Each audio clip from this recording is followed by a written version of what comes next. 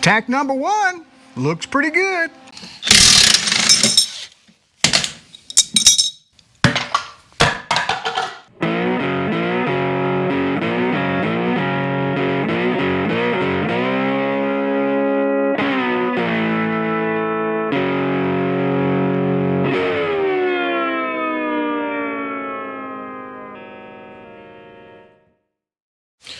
All right, here we go.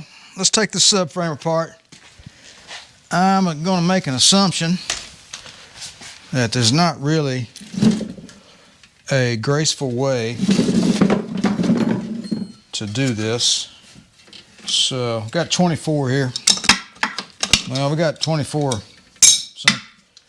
something. Let's see. How we going to do this? I don't know. You need to flip over like this. There we go. That's what I'm talking about. Now, is that going to go in there? I don't know. Let's just see if it'll work. Yeah.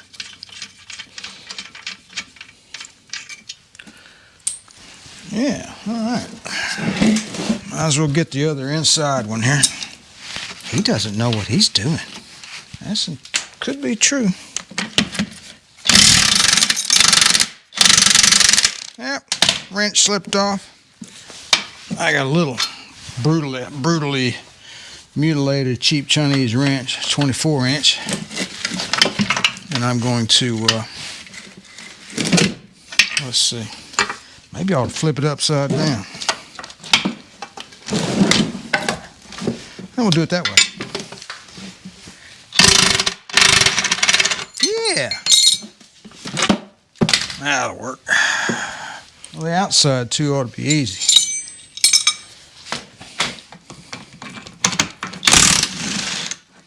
Look at that. The bolts look really new. Let's see. We've got to get the other bolt out first.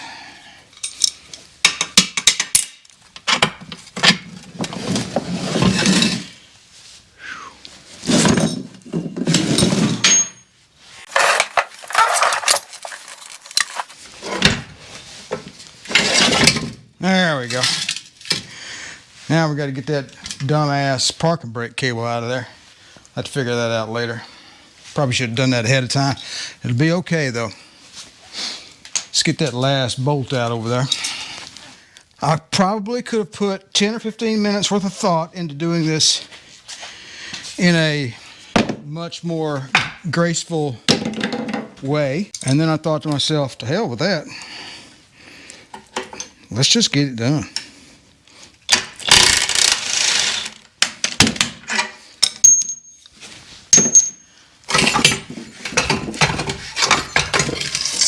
There we go. Man, that damn cable. So, all right, I'm assuming that the ends of this cable come off of here some kind of way.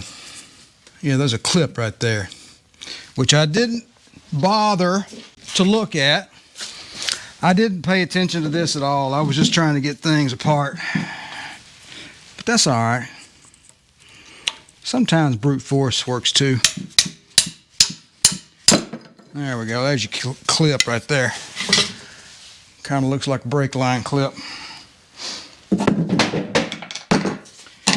we can get that bracket off of there. And hopefully that slides through. All this stuff's got to go soak in the vinegar and get de-rusted. Except for that clip, which is completely worthless now. It is broken.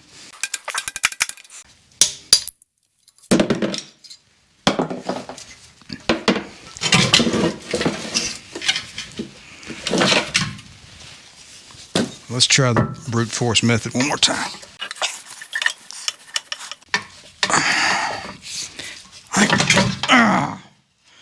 Well, how about that?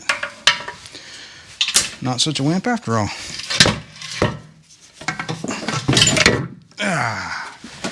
All right, one subframe free. Let me get all this junk out of the way.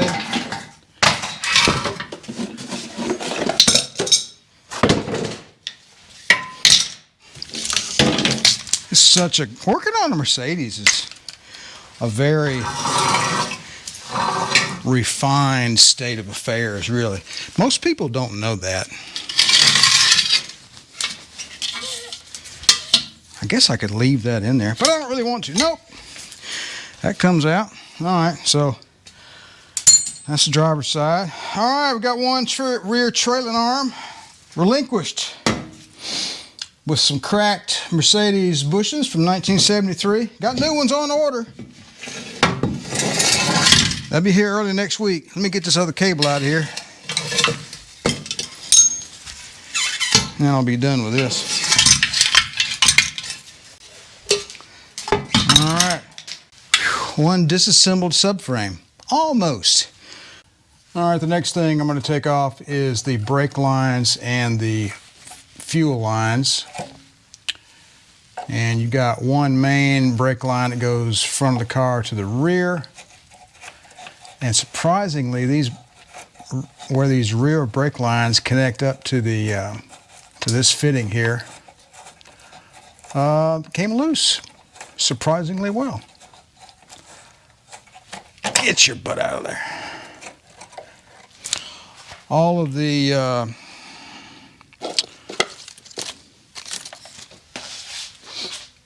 all these lines will get replaced because they're just, you know, they're really nasty. So I could cut them, but I really don't want to do that. Let's see if we can get lucky on this one. Nope, I'm gonna have to hold that with another wrench. Got to use two hands for that, but you get the point, right? So got to get some 10mm here and there on those brackets, and we'll get those brackets detached. And the rest of the fuel and brake lines are already dangling there. So I want to keep these for a reference because we're going to bend and make brand new lines. So let me get these brackets off here next and get this arrangement here. You know what I should probably do? Instead of taking that off, I should probably just unbolt this little item here from the car. That would make it a lot easier. I'll do it that way. All right, I think we got all the nuts and bolts off. Had to cut two of the nuts off because the studs or whatever they had in here started spinning in the hole. I'm not sure how that works, but we'll figure it out later. And we got a clamp here. And this clamp here, when it comes down, all the whole shebang. Whoops. I'm missing the return line. It's amazing what the return line can hold. How about that? All right, the return line is connected to the tank with a flexi hose, so we'll just free that. And this whole arrangement is preserved intact, except for the bits I lopped off on the front. I've got them over there on the bench too. But anyway, this is our examples to go by. We'll recreate all of this with new brake and fuel lines. So, all right, let's move on. Okay, so we got this vapor thing. I guess it's fuel vapor management. I'm assuming that's what this is, because this is a flexible plastic line here. There was a plastic line that came up from the front of the car and actually went to the front timing cover. I'm assuming they used the PCV draw of the engine block to vent vapors from the gas tank. I don't know. I'll have to look that up. You guys comment down below if you know more about that. But that is where this vapor line was connected. It was connected to the front of the timing cover. So anyway, this goes over here. And it had a little joint here because if you had to take the rear sway bar off, you could just disconnect that and get it off. And then the end of it goes over here into the back. I'm assuming it goes up and towards the tank or somewhere. I'm not sure where that goes, but some kind of vapor relief line. There's nothing in there. It's just an open pipe. So yeah, that is the fuel return right there. We clipped off. And then this is the feed coming out of the tank and would go into the pump, which would have been right here. And this main feed went into some canister looking thing down below. I don't know what it is. That looks like a strainer. And there's one of those hangers that I had to cut off. I'm not sure what the arrangement is there. I'm not sure how we're going to get that out of there, but we'll figure it out later. We'll need to get this brake hose end out of here. That's probably just rusted in there, and that clip held it in there. Yeah, that's how it comes out. How about that? All right. Just brake lines, no big deal. They're for sale on Rock Auto for like $3 a piece. Made in China all day long. We're doing pretty good. These bump stops here, these look pretty good. I don't think I'm going to do anything with those. Got a little simple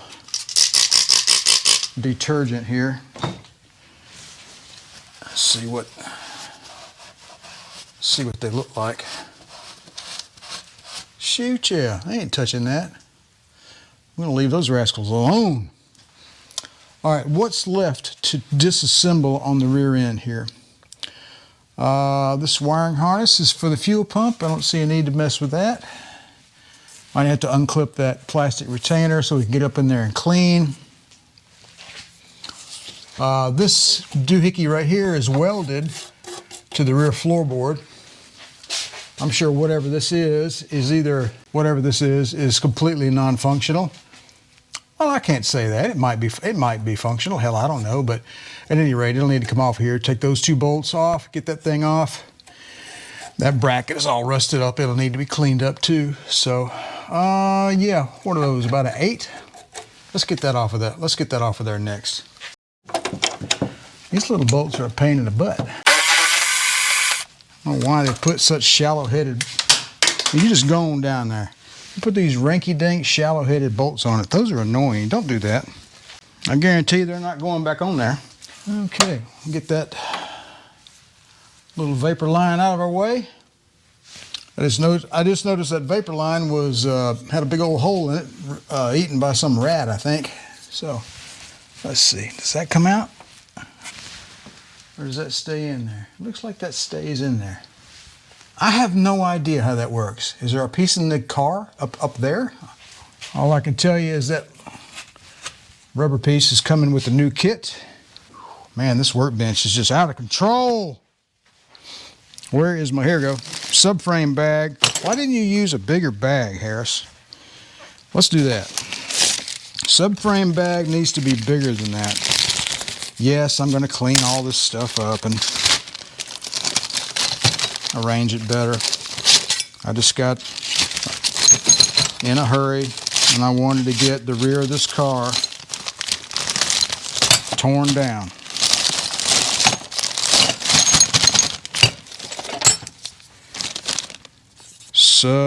Subframe.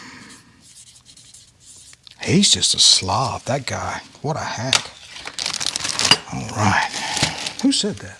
I don't know. Okay. I think I'm happy with that.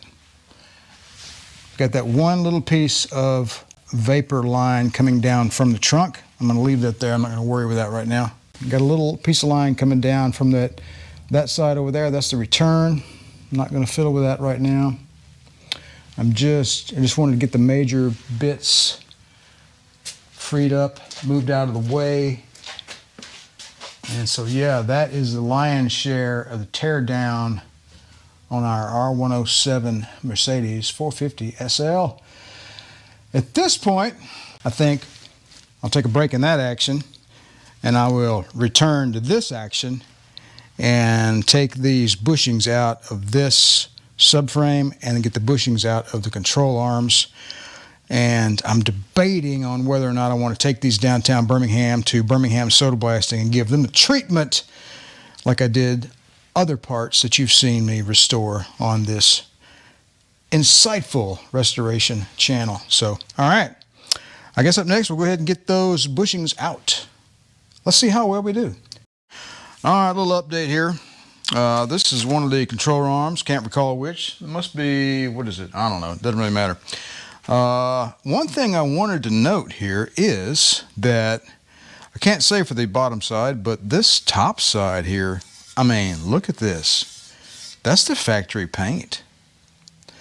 And look at this. There's another factory assembly line mark, 54. That matches that 454 I found in the interior. I think that's kind of interesting.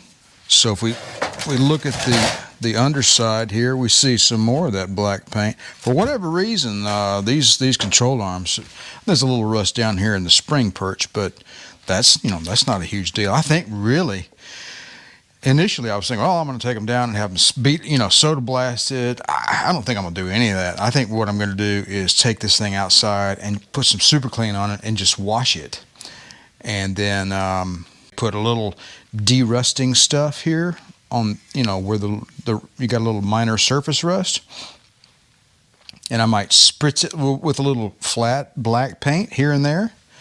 But I like the originality of it, and I think I'm going to leave it alone. So yeah, and I got the bushings out. Just use the drilling method, and so yeah, just drill around there's 2 layers of metal in these bushings. There's like an inner metal sleeve and an outer metal sleeve. So if you drill between the outer metal sleeve and the edge of this housing a few times around there, and then you take a small screwdriver and dig the rubber out, it'll just come right out. So I found that was a handy little tip for getting these control arm bushings out of your 107. Now up here in the drive shaft tunnel, I've been working. Now I've removed the parking brake assemblies. They just unbolt and unclip and all that kind of jazz. And I've been hitting this with a wire wheel and a drill, and I've got in there as far as I can. I think what I'm going to do now is get some more of the Evapo-Rust gel and coat the inside of the tunnel. Probably do that 2 or 3 times and get as much rust off as I can. And I'll wash it with water finally. And then I'll probably come back in here with some Pour 15 and follow that up with some, or I may just leave it Pour 15. I may just leave it that way. Not really sure if I'll top it with some paint or not. But yeah, we're going to protect our drive shaft tunnel for many years to come. And so yeah, I need to get the rust off of that shifter as well. So that's kind of crap work, not really video worthy. Just giving you an update on where we are there. So I got to get that little rubber bushing off of that parking brake cable and get behind there and de-rust right in there as well. All right, it's an hour later, and went and got some of the Evapo-Rust gel stuff, and it worked. It did okay. It's better in there. Am I thrilled? Not really. The product quality seems to be hit or miss. This batch I bought today was much more granular in texture, and left a white residue. I guess that was just rust conversion left behind is what that is. So yeah, let's see here. Kind of scrubs off. So I'll probably go back and get some of the spray-on rust remover. And it lasts for like 15 minutes or whatever, and you wash it off. And we'll, I don't think I'm going to do the Evapo-Rust gel anymore. It's just too hard to apply. However, I got the wire wheel out and the die grinder and all that kind of stuff. And I've been hitting all these little spots. Let's see, let's get the light here. And I've been hitting all these spots. Let me turn this fan off. So I had the fan going because I just got through washing the underside of this car. So every place you see some shiny metal, that's where I've been hitting it with the die grinder and the wire wheel and everything, trying to get the rust spots. And they're all superficial. I haven't seen anything except for that right there that is rusted through. Well, yeah, and that over there. So yeah, disregard the fact that it is on top of the lifting perch mount. But I got after this thing with a spray bottle of Super Clean and let that soak for a little bit. And I got a big plastic tub here and put it on the floor. And I got in here with a water hose and hosed her down. So, because there's so much dirt and stuff in here, it just gets all in the air and just makes everything nasty. So I have a lot more cleaning to do. I have a lot more grinding to do, a lot more rust removal to do. But this is, not really video worthy of seeing all of that. It's just crap work, is what it is. We've got to get back in there and get the, little rust spots like that, get those taken care of. And then once I'm satisfied that I've got, the rust under control, and again, this is really good. It's just not, pretty. So we'll do the Eastwood metal prep. We'll follow it up with some Pour 15, and then we'll follow that up with some undercoating, and you won't be able to see any of this. It'll look new when we're done. So yeah. See there, found something else. Look at the top of that fender, that spare tire well there. I have to get up in there and clean that too. So just a whole lot of cleaning this weekend, I think. Man, what a mess. And the main parts of the body are around the lifting points. So, you know, those are the things that are, you know, that'll come much later. Stuff like this, that'll come much later. That's where the muffler hangs. This rear valance, you can see where it's rusted out.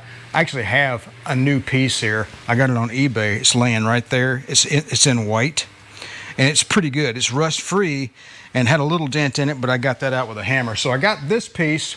I got to go get 2 new end caps there, and they're pretty pricey, so I'm still searching for those. So yeah, anyway, cleaning up the rear end of this old car, and you know, it's coming along. Stuff like this is, you know, it looks bad, but it's not a huge deal. I'll get a cut-off wheel after this and make that a nice shape, and I'll get some new metal in there and weld it up. And after you put some undercoating on it, you'll never see it. Control arms. This is the other control arm. This is the last one I have to go right here. Crap work weekend. That's kind of what I'm doing. So yeah. And then once I'm done with this, I got to get over there and get those bushings out of that subframe. And I got to clean up all this dirty, nasty water that came out of this car that I have been squeegeeing out of the shop. The non-glamorous side of restoring a car, cleanup work. All right, it's a new day and we're back at it. So got another treatment of anti-rust stuff on there. This time I went with the, what's the name of that brand? Let's see, where's it at? I can never remember. It must be, yeah, Rust-Oleum Rust Dissolver in that bottle right there. So yeah, I like that product better, although the application method is, it comes out in a fine stream. You don't really have an option for a mist. So you put it on with a fine stream and get a paintbrush and smear it around. And I think you can tell we're getting there. We're getting rid of the rust in the old drive shaft tunnel there. So I just got through rinsing it out with more water, and you can see it does do some conversion as well. It turns some of it black, but so yeah, it's getting there. Probably 1-2 more treatments, and that'll be it. And boy, it sure does make a mess because I have to wash it off the water hose and squeegee it out of the shop every time I do it. So I'm gonna let this dry, then I'll do a reapplication. Now over here on the driver's side area, that hole you saw, well, I did that. I cut this side out, and I cut this out, and I got up in there with my light, and way back up in there was a bunch of rust deposits and dirt, and it was just caked with dirt and all kinds of stuff. I got in there with a long screwdriver and raked all that stuff out and got a vacuum cleaner after it and got it all cleaned out and everything. So yeah, I think that hole right there is ready to be welded up. I just need to get some suitable sheet metal and spot weld it in there, and we'll move on. And out here on the subframe, I got this one out. I drilled over here. I drilled this area around the center. It came out. The center came out pretty. I had to pry it out, but it came out. And then for the rest of it, I just burned it, and then I started to tap on either side, doop, doop, doop, kind of like getting a bearing race out. So I tried just burning this one out, but I think I'm gonna have to go ahead and do the drill method on the center part. I'm gonna do that next. I'll drill here, here, and here, here, here, here, get the center out, and then I'll do a little more burn on the exterior, and it should just pop right on out. But that's coming along just fine. I think I've made a decision that on the control arms, I'm not going to take them to Birmingham soda blasting, but I am going to take this piece because it is very complex, and me trying to clean this up with a wire wheel is it'll be a disaster. So I'm going to take that to Birmingham soda blasting and let them blow it clean, and I'll repaint it. But the control arms are pretty good. I'm going to leave them alone. I'm just going to treat them a little bit, spritz them a little bit, and call it done, because I like their originality. So yeah. All right, let's move on. All right, there you go. Got the center part of that bushing out. Just drilled it and then tapped it out. There's 2 other metal pieces you got to slip out of there with a screwdriver, and then you torch it, And that'll roast for about 10 or 15 minutes, and then it should just kind of just ease right on out of there with a few taps of a hammer. All right, I think I'm about done with this hole here in the car. I got it cleaned up, and I sprayed way up inside there and way down inside there with the Eastwood's Metal Prep. It's been drying, and yes, you're going to see rust there, but it's now got a conversion coating on it from the Metal Prep stuff. It's good stuff, so it's going to keep rust from coming back. And I can't really get any Pore 15 down in that hole. However, I can spray. I got some Seymour PBE Weld Through Primer.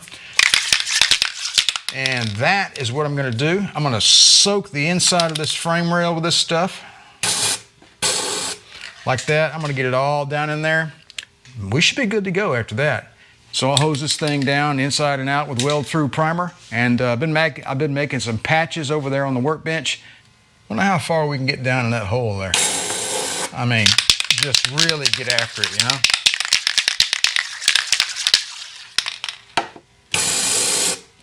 Doesn't have to be pretty, just needs to get in there.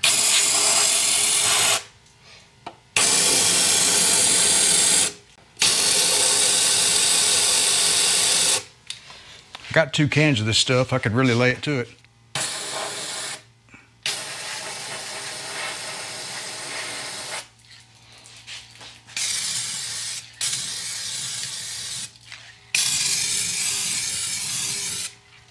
There you go. I'm going to let that dry up and go get some lunch. And then afterwards, I'm going to go ahead and weld in some patches. All right, we're ready. Got myself a patch cut out, got my hole cleaned up, got Weld Through Primer on the back side and all that kind of great stuff. Got my ground hooked up, got my welder set up. Let's go ahead and weld this patch into place. Tack number 1 looks pretty good. We're gonna need a little persuasion on occasion.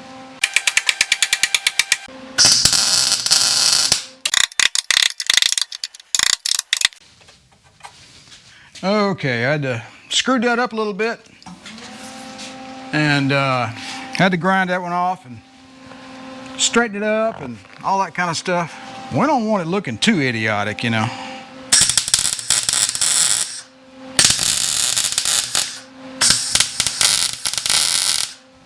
All right, I've been tweaking and adjusting and tweaking and adjusting.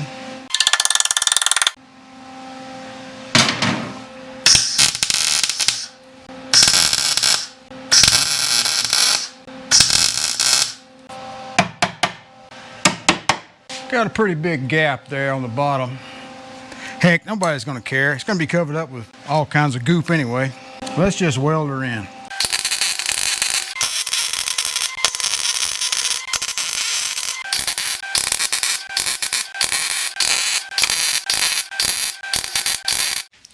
All right, there we go. Pretty gnarly right now, but I'm gonna get after it with a flap disc, clean it up. Got a couple of holes there where I blew through, no big deal. After I flap disc and get everything smoothed down, we'll go back and we'll fill those places in. So yeah, we're almost there. And then we get to do it on the other side. All right, there we go, all done. Got some recesses right here, right here, right here, where you can see there's a dip and there's an edge to the weld. Those are the pinch welds or the spot welds where these 2 panels were put together at the factory. So there's a recess every time you see a spot weld there. So, you know, that's just normal. But anyway, it's all solid on this side anyway. And I'm going to do the other side off camera because, you know, you don't want to watch that twice, I don't guess. Come back in here with some primer and some, probably some Pore 15. And then on top of that, we'll put some undercoating like the rest of the fender here. And when we're done, you'll never know it was there. So yeah, anyway, nice and solid again. And protected on the inside as well. All right, that took a little longer than I thought it would, but everything always does, so yeah. Nice and solid. I got my welds ground down, had to go back in and fill in a couple of places where we blew through because the metal was a little thin in places, but that's all part of it. had to fill in this little place right here. It was another little place I didn't count on. I was grinding this stuff away, the undercoating, and I noticed an additional little rust hole, so I cut a small strip and filled it in right there. So yeah, but treatment and undercoating and all that will just, you know, it'll just cover all this stuff up, and it just won't matter. So, and it'll look fine because it's going to be underneath something that looks like, you know, looks like that anyway. So as long as it's solid and functional, and that's all we need. I'm going to treat this with metal prep, and then I think that'll be it for today. All right, yet another day in the weekend, and I think we're going to move on to a little bit of cleanup work on the old differential here. And so yeah, this thing is coated up with gear oil and all kinds of mean, nasty, ugly things, as Arlo once said. So I think I'm going to scrape off the heavy deposits for a couple of minutes, and then I'll soak it down with super clean, and then we'll get the pressure washer after it. So I'm going to chop some of this stuff up here. This transmission jack of mine is in need of some maintenance, I think. I've had it for several years now. I think I bought it to take the transmission out of the Jeep one time. Man, that's been a long time ago. Yeah, I did a one-piece axle conversion on the CJ7 years ago. If you haven't seen that video, go back and check that out. It was kind of interesting. It was a lot of work. First, I thought I'd blown the clutch. You know, I didn't know at the time. You know, and it wouldn't go into gear. I thought, oh man, I blew my clutch out. So I pulled the transmission out, replaced the clutch, had the flywheel resurfaced, put that center bearing in your flywheel. Got it resurfaced, got a new clutch in there, got the whole thing put back together, and I used this transmission jack during that whole affair. And got all that stuff back together, and it wasn't any better. Turns out, the clutch, it wasn't the clutch, I had broken one of the old AMC two-piece axle shafts. I broke the driver's side, and well, I was doing burnouts, to be honest with you. Anyway, that snatching gear is really tough, so it was a pretty common issue with that AMC two-piece axle. They would break quite often, so you get online, you can see various kits to convert it to a one-piece axle. Anyway, so I've had this transmission jack for years, and the legs where they attach to the thing, they're just bolted. I think they're starting to, well, I don't think, I know, they're starting to bend. That being said, that's the reason why I have a chain and a rope around this differential on this thing. All right, that's good enough. Let's soak her down with some super clean.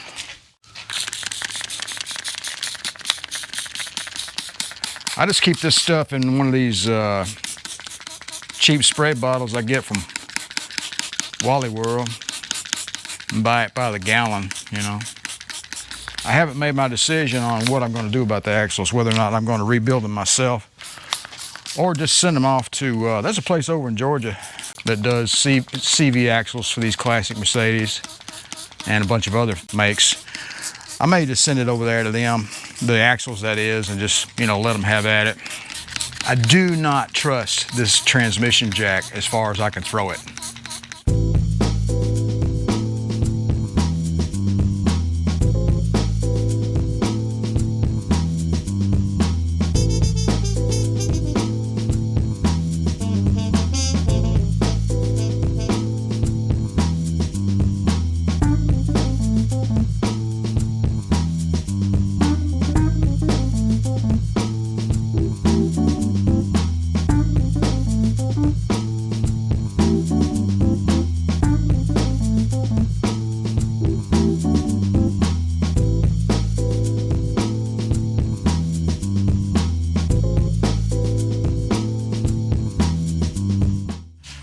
Looks like we got our 12 millimeter here. And make sure you get these Allens all the way up in there. Otherwise, you know, it'll ruin your day. You'll be stripping stuff out. It'll just be a mess. Those bolts there look brand new inside. That's pretty cool. Well, I dare say that was ready to be replaced. It's all cracked up. Into the trash can with ye. All right. I guess I get the cover off next, don't I? And I got to take the rope off. I got a chain around it, so that'll be good. It'll just rest up there precariously while we manage the rest of our little job here. Basically, to get the cover off, take a look up inside there, make sure this thing is not a basket case. I don't think it will be. The car only has 105,000 miles on it. It was parked up, but who knows whether or not they drained it or, you know, ran it out of oil, or I'm talking about the diff. We don't know the history of it. Although there was 8 thousandths of play in the crankshaft and the motor at only 100,000. So I was talking with Peter out there in Kansas. He's like, yeah, that much play at 100,000 miles, the original owner might have been a little bit of a lead foot, you know. So that's all right, you know. Some folks like to drive spiritedly, as they say. I reckon we're going to make a big old mess on the floor. That's going to happen. That's what they make soap and water for, I reckon, though, and oil dry and all those other kinds of things. So let's get this off of here. It'd be funny if this thing didn't have a lick of oil in it.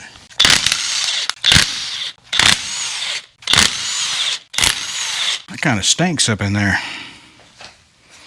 I can smell it already. They got a nice little recess at the top of the diff, which doesn't make a whole lot of sense. You'd think it'd be at the bottom. And you guys are over there. Probably interesting.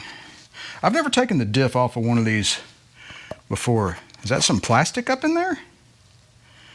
I guess it's a baffle to keep the oil on the gears. Yeah, very interesting. Never looked at it before. So just without me even poking around and looking at anything, I am seeing that looks really, really good in there. I mean, really good. Let's see what we got down in the bottom here. We got some what appears to be old diff goop, but I don't see any shiny. No, I don't see any gray color, you know, or anything like that. Yeah, I'm gonna call that good. We're gonna run that, that's for sure. But what I'm gonna do is, well, I'm gonna clean that out and get all that goop out of there. So yeah, that's gonna be lots of fun. I guess I could have worn some gloves. All right, we got 2 screwdrivers, the exact same length. I'm gonna put one on one side of the C-clip and one on the other side of the C-clip. Looks like, let me get a light. Yeah. That is, in fact, that works pretty well, actually. What'll be funny if I take this clip off, this axle shaft falls out of this thing and lands on the floor with a big commotion. There we go. Is that going, what's that going to do if I...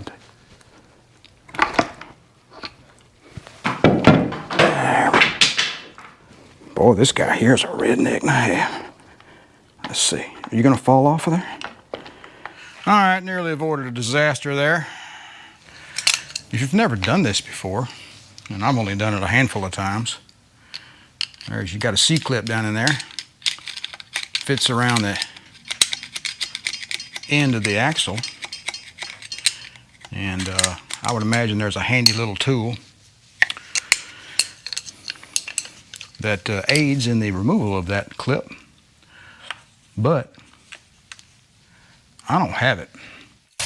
So I'm gonna do it this way. Trying to get my light out of my way. Put them in there like that, right? And then bring them together. And tap them both at the same time. Comes right off. One more tap ought to get it. There she goes. All right, I moved over here to the workbench because I took that axle out and I stupidly forgot the fact that it's going to be extremely lopsided. And I would imagine there were some folks on the internet going, boy, this guy, he's something else. Anyway, Okay, I'm gonna wrestle this out of here, and it's gonna be really comical, and I'm not gonna show that. So yeah, I'll be back here in a minute. All right, that wasn't too bad. Wasn't too bad. I always get paranoid about, you know, things weighing too much, and then me getting myself into a pickle, and not having anybody else around when I should have asked for help to begin with. See a little bit of natural wear on the teeth there, but there's nothing wrong with this differential, as far as I can tell anyway. And let that oil drain out of there. And one thing we'll need to do here is replace these side seals. There's a thrust washer right here. You can see it moving around probably. After you get that seal out of there, you have to get that washer out and clean that up a little bit. You know, what about this back here? What about this seal back here? Is that good? I have no idea. You know, do I just need to take this thing apart and put new? I know I got to replace those seals, but do I need to pull this off and replace that seal too? See, that's the question. I don't know. Probably so. So that's going to take a little research on my part. If you know all about these differentials in these R107s, which I'm sure they're the same for many, many different Mercedes models. This is a posi, as they say, limited slip. So anyway, let me know your thoughts on this differential. I don't really want to rebuild it, but clearly it needs all the seals, and I need to know about this one back here. Anyway, if you have something, if you'd like to provide some advice, I'm wide open to it. So, all right, folks, I think that's going to be all for this weekend's short video. Kind of a hodgepodge of things that are going on right now. Really, it's a bunch of crap work and cleanup work and derusting and welding and, you know, getting in here and doing stuff like this, cleanup, inspections, you know, figuring out what we need to do. You know, taking things apart, figuring out how to address things, how to clean things up. I'm waiting on parts for the rear end of this thing, so I've got all kinds of stuff on order. I got the bushings for the subframe and the control arms and a bunch of other stuff as well. So can't really do a whole lot until that gets here. And I've got to go out of town and do some things this coming up week, so I will not be making a whole lot of headway this week. Well, actually none until the following weekend. I believe that's daylight savings time, which that'll be good. But it's just going to be one step at a time. How do you eat an elephant?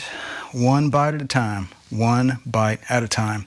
I appreciate you guys stopping by the channel. Don't forget to like, share, and subscribe. And if you'd like to be notified whenever I release a new video, don't forget to click the little bell down below. You guys know where it is. You guys have a good one, and remember to enjoy restoring your classic Mercedes, even though it can get a little nasty sometimes.